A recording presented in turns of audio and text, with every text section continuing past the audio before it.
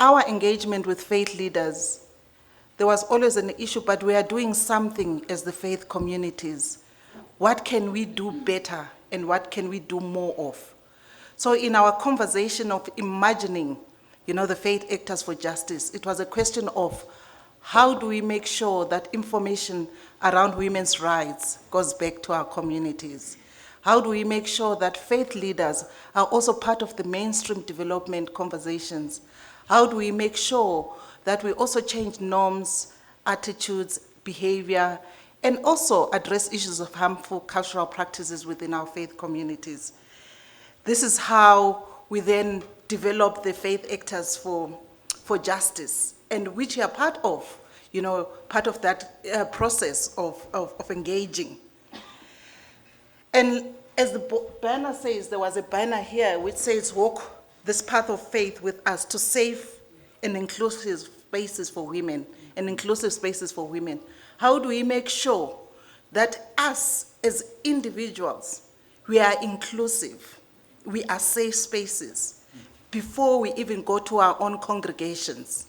Because our congregations, when we go, congregations are made of individuals. When we go back into those congregations, how do we make sure that we reflect the face of God in these spaces that we sit in? So you'll find that the 2-year consultative process, there was a lot of background planning, asking of questions and development in terms of how do we first harvest the hard-won gains by the faith communities, because we know things are happening. They might not be happening at a fast pace, but we know things are happening. We also wanted to see how can we move further, besides us being comfortable where we are. We move further to a particular point where we also start looking up and saying we can contribute to this particular area of work. We had consultations in a Pan-African way. We had 5 regions, and of the 5 regions, I know I've got them somewhere listed. Of the 5 regions, we found that we had to have 7 weeks of online engagement with different communities.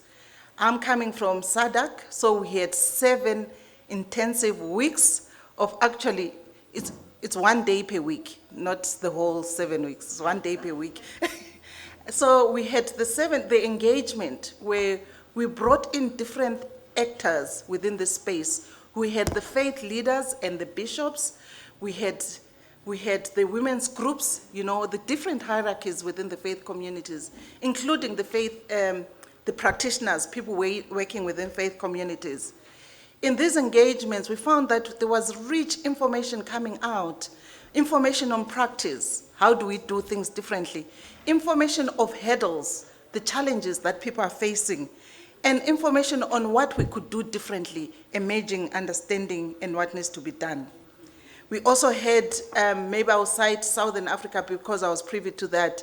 We also heard about issues of working in conservative communities.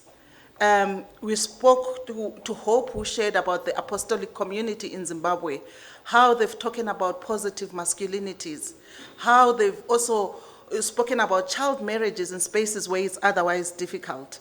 It was also a learning process for all the other members who then engaged with Hope thereafter. We also spoke of work that is already being done. We know there's the faith leaders training that's happening under We Will Speak Out and the collective. So some of the exciting work that came out, and I'm sure we'll hear from other regions as well, what's coming out. So at this point, you'll find that as we're building up the consultations, people were required to also do some work, to go back, reflect on what they are doing in the process, develop their own work plans. The idea was that it's not another training session where we are just training people and then what next? I know when Boniface said we revert back to who we were, it was a statement which got me thinking, do we want to go back to where we were, or we need to move forward? Because if we've made changes, there's no way we can go back, but only forward. So in those assignments, in those cross-learning, People were able to share ideas and new ways of working. And also what came out is the work that was done after the specific sessions. We talk of the Masiteto work, which is also can be linked, Masiteto intergenerational dialogues, how people started talking to each other, how people started connecting, and how people actually looked back and realized that there's more they could do.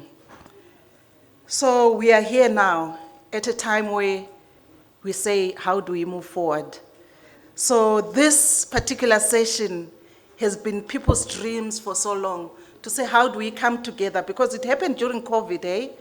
And we're all online.